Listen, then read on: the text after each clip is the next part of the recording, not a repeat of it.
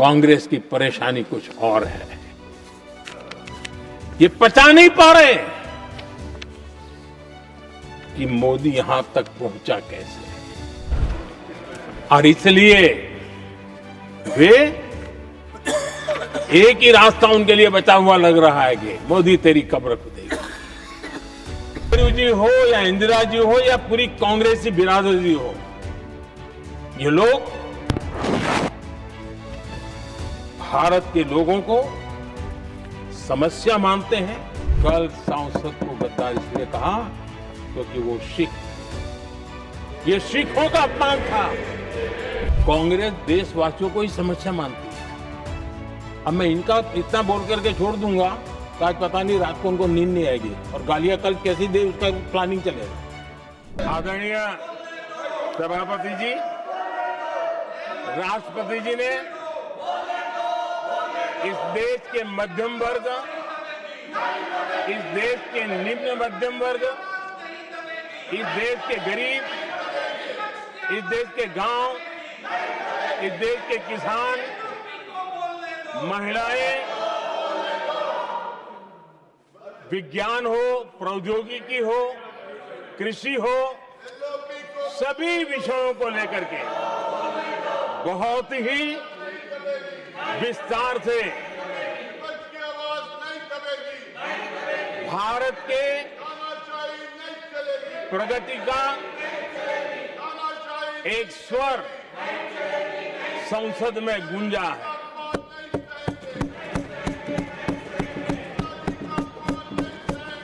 देश के नौजवान भारत के सामर्थ्य को कैसे आगे बढ़ा रहे हैं, इसकी भी विस्तार से चर्चा की है। हर वर्ग के सामर्थ्य को उन्होंने शब्दांकित किया है, और इतना ही नहीं, आदरणीय राष्ट्रपति जी ने भारत के उज्जवल भविष्य के प्रति एक विश्वास व्यक्त किया है। ये अपने आप में हम सबके लिए प्रेरक है। आदरणीय सभापति जी, 21वीं सदी का प्रथम क्वार्टर पूरा हो चुका है, लेकिन ये दूसरा क्वार्टर जैसे पिछली शताब्दी में भारत की आजादी के जंग में दूसरा क्वार्टर बहुत ही निर्णायक बना था। मैं साफ साफ देख रहा हूं कि विकसित भारत के निर्माण की दिशा में ये दूसरा क्वार्टर भी उतना ही सामर्थ्यवान होने वाला है, उतना ही तेज गति से आगे बढ़ने वाला है। और इसलिए आदरणीय सभापति जी, राष्ट्र का हर व्यक्ति ये महसूस कर रहा है कि एक अहम पड़ाव पर हम पहुंच चुके हैं। अब न हमें रुकना है, न हमें पीछे मुड़ करके देखना है। I will not go ahead and do what you are doing. आगे ही आगे देखना Please, है, my dear. I am not going to let गति से you चलना down. है। You please, my dear. और लक्ष्य को प्राप्त करके ही हमें सांस लेनी है, उस दिशा में हम आगे बढ़ रहे हैं। Nothing should go on without except to the Prime Minister's speech.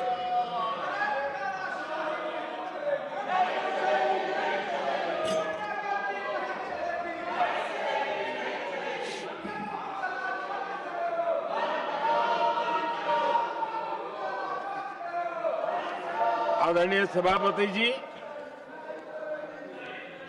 वर्तमान में अगर हम देखें तो भारत के भाग्य के अनेक सुयोग एक साथ हमें नसीब हुए। ये अपने आप में बहुत ही उत्तम संयोग है ऐसा मैं मानता हूं।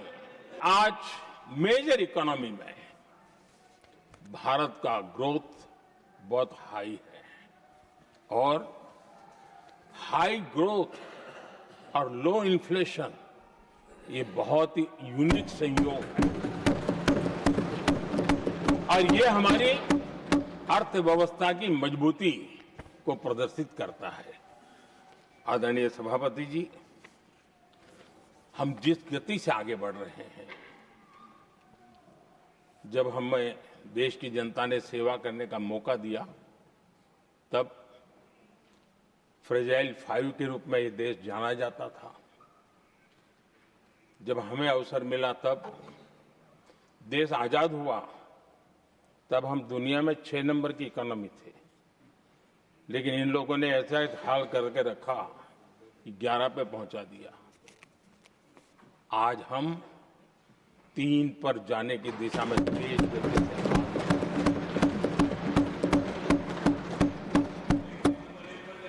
आदरणीय सभापति जी, आज कोई भी सेक्टर देश कीजिए, चाहे साइंस हो, चाहे स्पेस हो, चाहे स्पोर्ट्स हो, हर क्षेत्र में आज भारत एक कॉन्फिडेंस के साथ, आत्मविश्वास से भरा हुआ भारत है।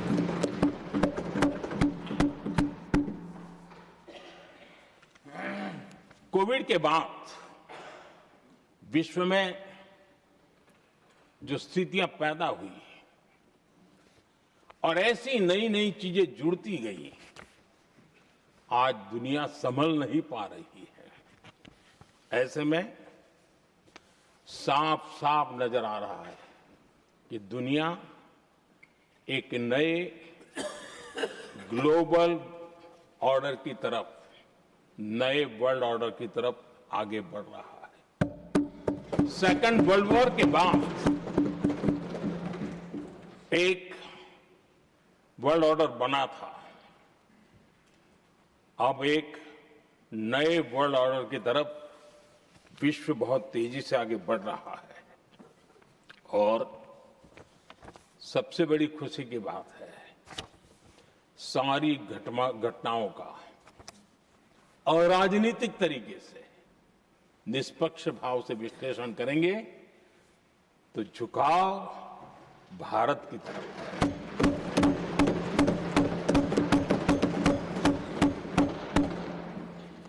विश्व मित्र के रूप में, विश्व बंधु के रूप में आज भारत अनेक देशों का विश्वस्त पार्टनर बना है और हम कंधे से कंधा मिला करके विश्व कल्याण की दिशा में भी अपनी उचित भूमिका निभा रहे हैं, अपने सामर्थ्य से सहाय भी कर रहे हैं। आदरणीय सभापति जी, आज पूरा विश्व ग्लोबल साउथ की चर्चा करता है, लेकिन उस चर्चा के सूत्रधार के रूप में आज भारत वैश्विक मंचों पर ग्लोबल साउथ की बुलंद आवाज बन गया है।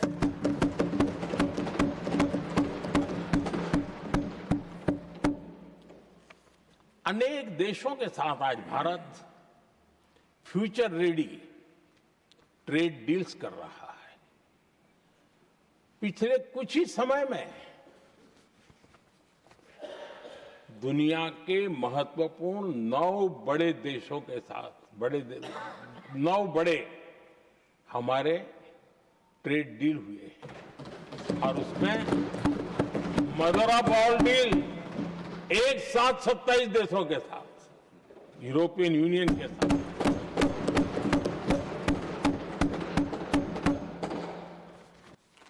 वोट बैंक की राजनीति में डूबे हुए लोगों ने कभी भी देश के ऐसे अनेक पहलुओं पर मजबूती देनी चाहिए, ये कभी उनकी प्राथमिकता नहीं रही और उसी का परिणाम है और जहां तक कांग्रेस पार्टी का सवाल है, मैं साफ साफ कहना चाहता हूं, और मेरे शब्दों पे भरोसा नहीं तो मैं देश को लोगों को कहूं कुछ मत करो, सिर्फ लाल किले से कांग्रेस के प्रधानमंत्रियों के जो भाषण है, सिर्फ उन भाषणों का एनालिसिस कर लो, आपको साफ साफ लगेगा कि न उनके पास कोई सोच थी, न उनके पास कोई विजन था, और न ही कोई इच्छा शक्ति थी। और इसका परिणाम है कि देश को इतना भुगतना पड़ा। आदरणीय सभापति जी, मैं कोटि कोटि देशवासियों का आभारी हूं। उन्होंने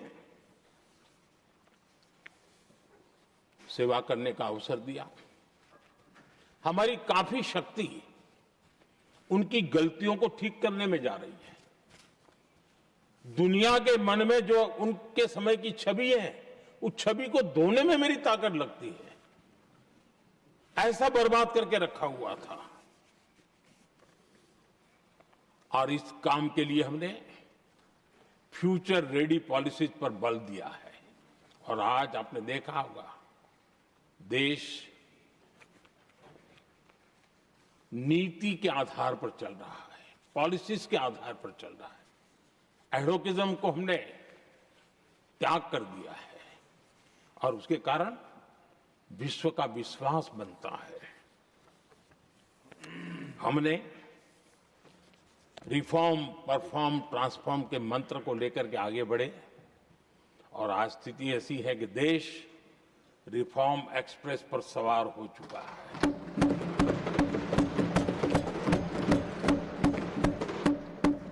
हमने स्ट्रक्चरल रिफॉर्म्स किए हैं, प्रोसेस से जुड़े रिफॉर्म्स किए हैं, पॉलिसीज में रिफॉर्म किए हैं। हमारा मैन्युफैक्चरिंग सेक्टर, हमारे उद्यमी ये सशक्त हो, भारत की हर चीज का वैल्यू एडिशन हो, उस दिशा में हमने प्रयास किया है। और मैं आज विश्वास के साथ कह सकता हूं, आज भारत विश्व के साथ स्पर्धा करने के लिए पूरी तरह तैयार है।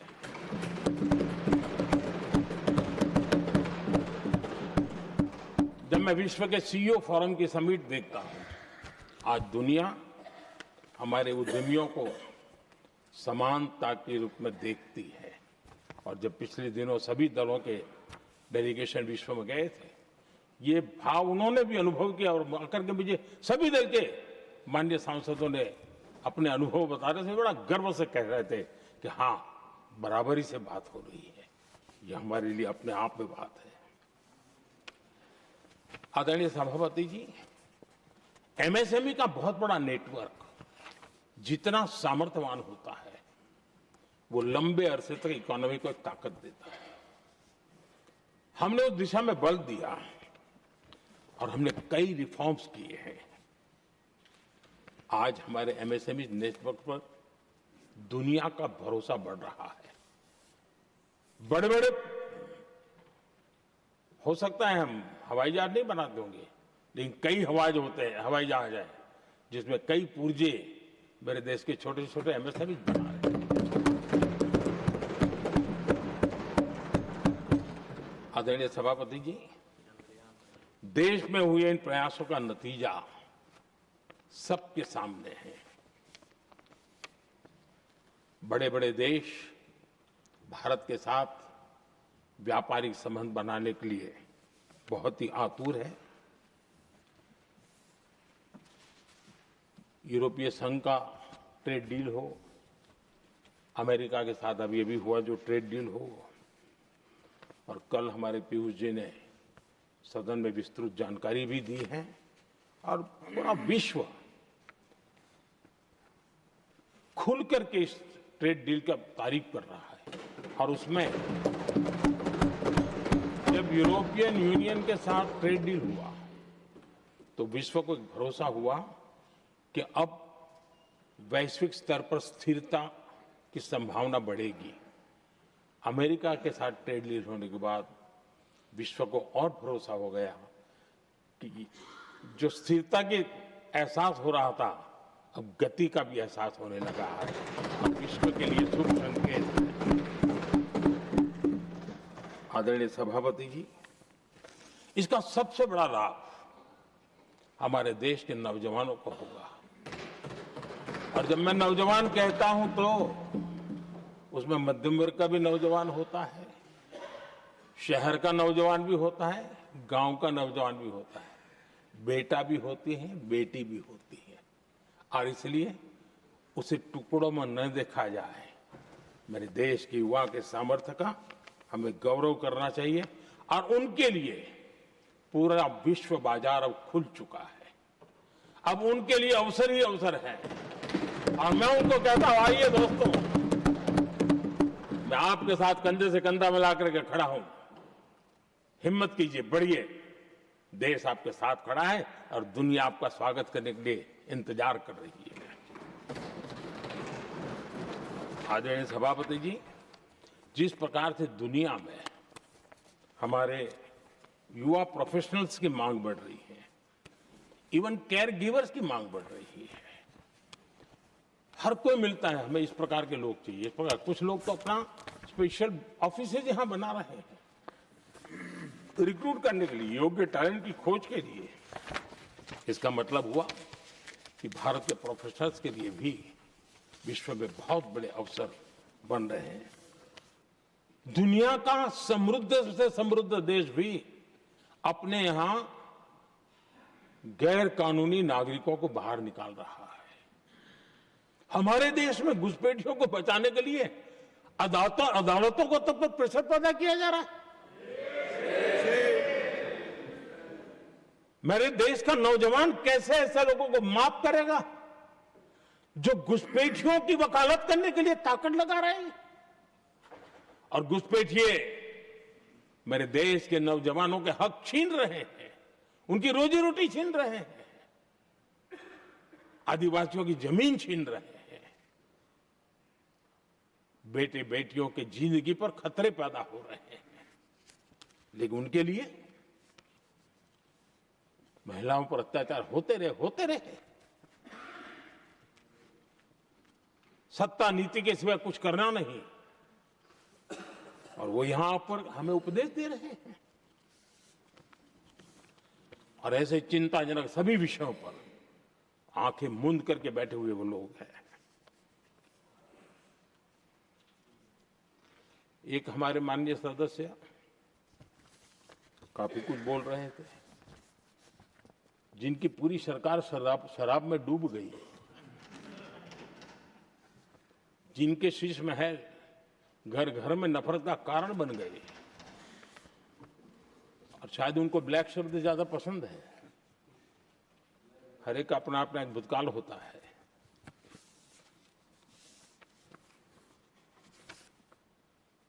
पता नहीं ब्लैक के साथ उनका क्या पुराना रिश्ता है। आदरणीय सभापति जी, ऐसे सभी साथियों से मैं आज जरूर कहूंगा, तुम कितना दुनिया को धोखा दोगे, तुम कितना दुनिया को धोखा दोगे। आईना देख लिया तो अपनी सच्चाई कहां छिपाओगे।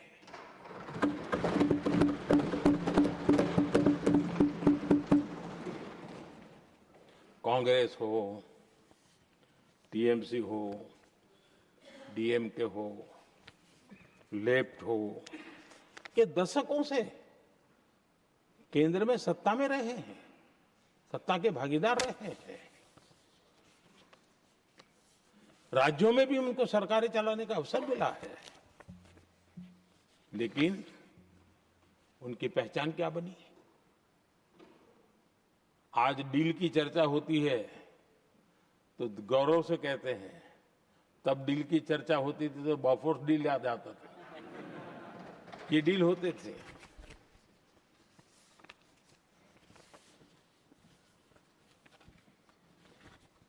उन्होंने सिर्फ जेब भरने का काम किया। नागरिकों के जीवन में बदलाव आना ये उनकी प्राथमिकता नहीं थी। इम्प्लीमेंटेशन क्या होता है, ये एस्पिरेशनल डिस्ट्रिक्ट एक बहुत बड़ा शानदार उदाहरण है। ऐसे तो सैकड़ों उदाहरण हैं, लेकिन मैं कहने के लिए इसको उल्लेख कर रहा हूं। कांग्रेस के हमारे साथियों को ये जो बदलाव आ रहा है उसमें इम्प्लीमेंटेशन नजर नहीं आ रहा है, और उनका तो एक ही वो प्लानिंग कमीशन वाला मॉडल है, जीप और खच्चर वाला मॉडल, यही वो लोग जानते हैं, उससे आगे कुछ नहीं जानते। और ये इम्प्लीमेंटेशन कैसे करते हैं? मेरा जन्म नहीं हुआ था उसके पहले सरदार वल्लभ भाई पटेल ने नर्मदा नदी पर बांध बांधने की कल्पना की।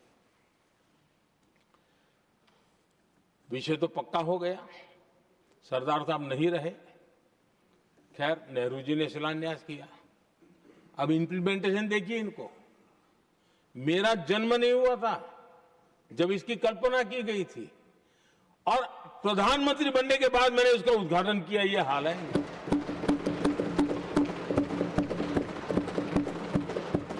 और उनका इम्प्लीमेंटेशन देखिए, मुझे मुख्यमंत्री रहते हुए 3 दिन अनशन पर बैठना पड़ा था नर्मदा सरदार सरोवर डैम के लिए, मेरे राज्य के किसानों के लिए। मैंने अपने आप को दांव पर लगा दिया था, तब जाकर के भारत सरकार को झुकना पड़ा, और तब जाकर के सरदार सरोवर डैम के कंस्ट्रक्शन को गति मिली, और यहां मैं पहुंचा तब मुझे उसका उद्घाटन करने का सौभाग्य मिला। और आज कच्छ तक, हावड़ा बीएसएफ के लोग जहां बैठते हैं वहां तक नर्मदा का शुद्ध पानी पीने के लिए पहुंच रहा है। इम्प्लीमेंटेशन क्या होता है? और यहां पर इम्प्लीमेंट किसी ने शब्द पकड़ा दिया, हर एक के मुंह से वही निकल रहा था। आदरणीय सभापति जी, मैं असम की बात करता हूं, और कोई ये मत सोचो कि मैं चुनाव है इसलिए बोल रहा हूं। इनके पाप है इसलिए मुझे कहना पड़ रहा है। कांग्रेस सिर्फ इमेजिन करती है और इंप्लीमेंट करने का उनको कोई लेना देना ही नहीं होता है। अब असम का बोगीबिल ब्रिज, ये बोगीबिल ब्रिज अरुणाचल और असम को जोड़ने वाला बहुत महत्वपूर्ण ब्रिज, कितने ही सालों तक ये प्रोजेक्ट लटका रहा।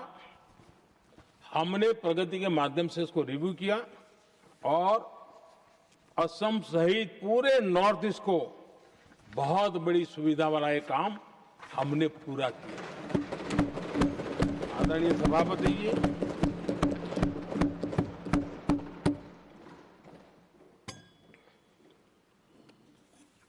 इम्प्लीमेंटेशन की बातें जब करते हैं तो एक बार हमारे पास तो तथ्यों के साथ चीजें हैं कि हमने चीजों को समय पर पूरा करने की दिशा में आगे बढ़े। और इन दिनों तो जो काम कर रहे हैं समय से पहले हो रहा है। हमने पूरी दुनिया को कहा था कि हम 2030 तक यहां पहुंचेंगे सोलार में, हमने वो काम 2025 में कर दिया। हमने इथेनॉल का समय तय किया था, हम उसमें भी 2-3 साल पहले ही काम पूरा कर लिया। तो एडवांस में हम काम पूरा करने का, इंप्लीमेंटेशन की ताकत हमारे से उससे भी ज्यादा है। आदरणीय सभापति जी, भाजपा हो, एनडीए हो, हमारा अप्रोच, चीजों की तरफ देखने का हमारा दृष्टिकोण, समस्या के समाधान के लिए हमारी सोच और कांग्रेस के बीच में आसमान जमीन का अंतर है, बहुत फर्क है। मैं आपको उदाहरण देता हूं। हमारी सोच ये है कि 140 करोड़ देशवासी ये इतने सामर्थ्यवान हैं कि वह चुनौतियों को समाधान दे सकते हैं। ये हमारी सोच है, हमारा भरोसा है देशवासियों पर, उनके सामर्थ्य पर हमारा भरोसा है, और यही लोकतंत्र की भी सच्ची ताकत होती है। लेकिन कांग्रेस देशवासियों को ही समस्या मानती है। अब मैं इनका इतना बोल करके छोड़ दूंगा तो आज पता नहीं रात को उनको नींद नहीं आएगी, और गालियां कल कैसी दे उसका प्लानिंग चलेगा। लेकिन मैं उदाहरण के साथ बताना चाहता हूं किस प्रकार से लोग सोचते थे देशवासियों के लिए।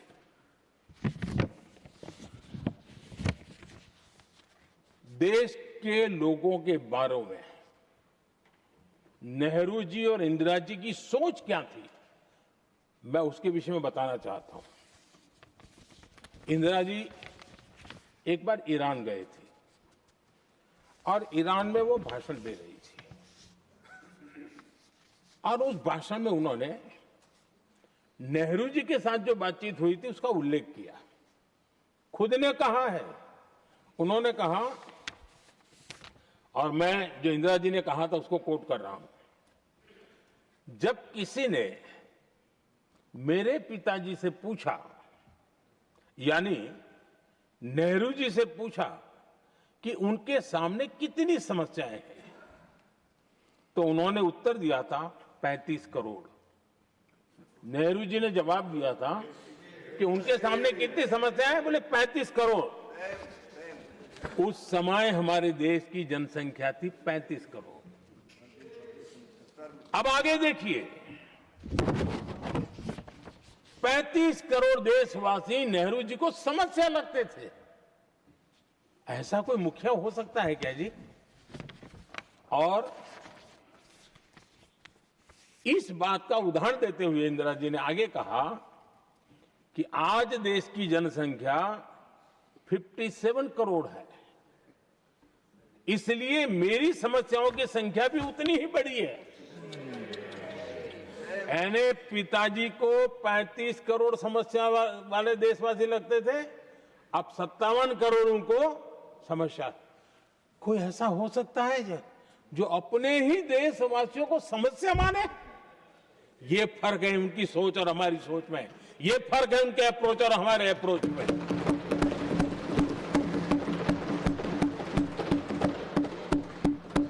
नेहरू जी हो या इंदिरा जी हो या पूरी कांग्रेसी बिरादरी हो, ये लोग भारत के लोगों को समस्या मानते हैं।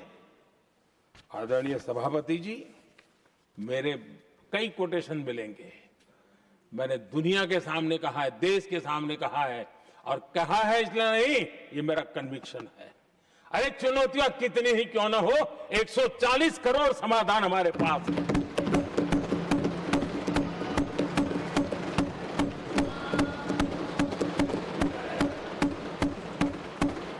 हमारे लिए देशवासी समर्थक की पूंजी है।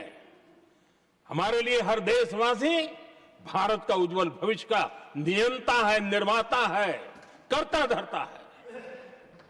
हम उसको समस्या कैसे कह सकते हैं? ऐसी सोच वाले लोग अपने परिवार का ही भला करेंगे और किसका करेंगे? आदरणीय सभापति जी, देश के लोगों का अपमान करते रहना ये कांग्रेस के स्वभाव में पड़ा हुआ है, उनके संस्कारों में पड़ा हुआ है। कांग्रेस ने बीते दिनों राष्ट्रपति जी का अपमान किया। चुनाव के बाद जिस प्रकार से हमारे राष्ट्रपति जी के लिए शब्द कहे गए हैं, शर्मिंदगी महसूस होती है कि ये कैसे लोग हैं? भारत के राष्ट्रपति के लिए क्या बोल रहे हैं लोग? आदरणीय सभापति जी, कल लोकसभा में भी राष्ट्रपति जी के अभिभाषण पर चर्चा नहीं हो पाई। ये राष्ट्रपति पद, उसका घोर अपमान किया है। उनको संविधान शब्द मुंह में बोलने की अधिकार नहीं रहता है। जो लोग गरीबी से निकली हुई एक महिला, आदिवासी परिवार से आई हुई एक महिला,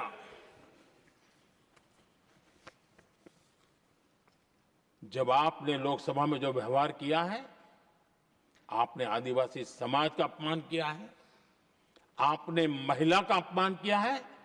भारत के सर्वोच्च पद पर विराजमान, संविधान ने जिनको सर्वोच्च पद दिया है, आपने उनका अपमान किया है, आपने संविधान का अपमान किया है।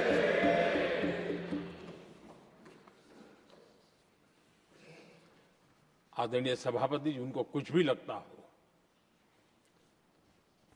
कांग्रेस को ये गुनाह कि Honorable members, it is now 6 p.m. If the House agrees, we may sit beyond 6 p.m. till disposal of the motion of thanks and the presidential address. Do I have the leave of the House to extend the sitting beyond 6 p.m.? Thank you. आदरणीय सभापति जी, समय बढ़ाने के लिए मैं आपका और सदन का बहुत आभार व्यक्त करता हूं।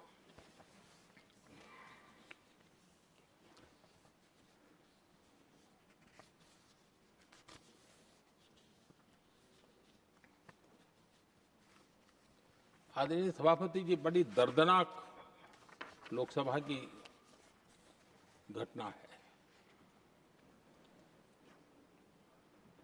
और शायद हताशा निराशा तो हम समझ सकते हैं, लेकिन इसके लिए देश के पवित्र लोकतंत्र के मंदिर को ही इस रूप में कर देना, और उस समय चेयर पर असम के ही हमारे एक माननीय सांसद बैठे थे और उस समय कागज फेंके गए, टेबल पर चढ़ दिया गया। क्या ये नॉर्थ ईस्ट का अपमान नहीं है? क्या असम के नागरिकों का अपमान नहीं है? कल फिर दोबारा किया उन्होंने, और उस समय आंध्र के दलित परिवार का बेटा चेयर पर बैठा था, उसको भी अपमानित किया। यानी आपने नॉर्थ ईस्ट का अपमान, चेयर में बैठा अपमान करो, आंध्र के एक दलित परिवार का बेटा चेयर पर बैठा उसका अपमान करो। सदन ने इनको काम दिया हुआ है, सबने मिलकर के काम दिया हुआ है, लेकिन वो दलित समाज से आते हैं, इसलिए आप अपमान करते हो।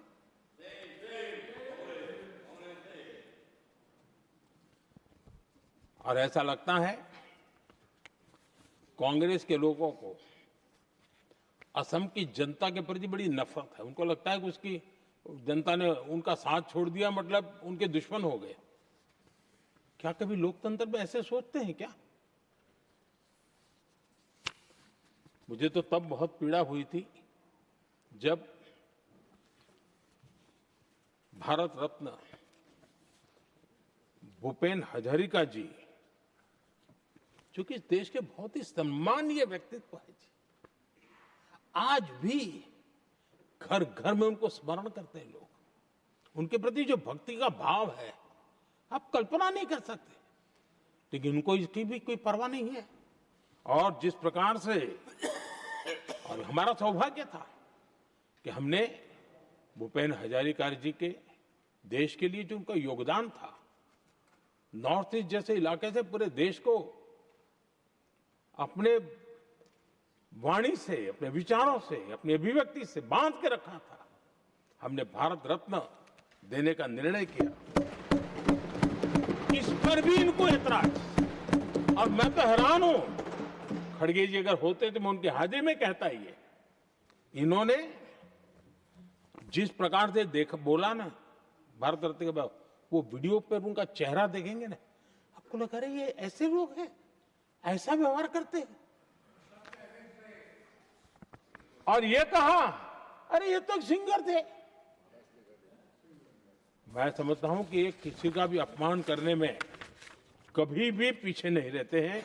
उन्होंने भूपेन हजारिका जी को भारत रत्न दिया, उसका भी विरोध किया। ये पूरे असम का विरोध है, पूरे देश के कला प्रेमियों का विरोध है। और मुझे पक्का विश्वास है असम कभी भी इस अपमान को भूलने वाला नहीं है।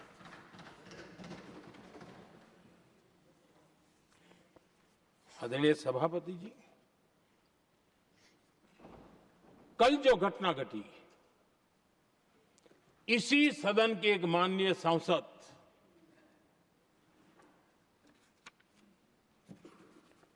कांग्रेस के शातिर दिमाग जिनका है, ऐसे एक युवराज ने उनको गद्दार कह दिया।